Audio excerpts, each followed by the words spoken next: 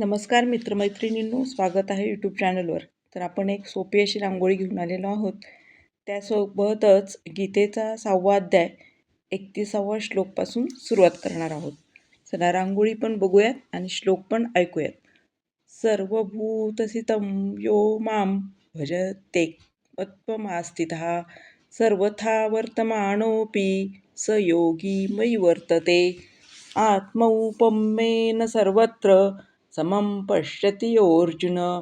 सुखं वा यदि वा दुःखं स योगी परमो मतः. अर्जुनोवाच योऽयं योगस्त्वया प्रोक्तः साम्येन मधुसूदन.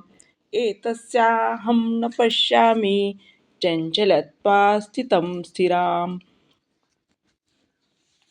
चञ्चलत्वहि मनः कृष्ण प्रमाथि बलवदृढं.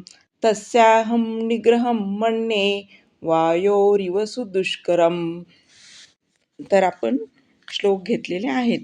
धन्यवाद.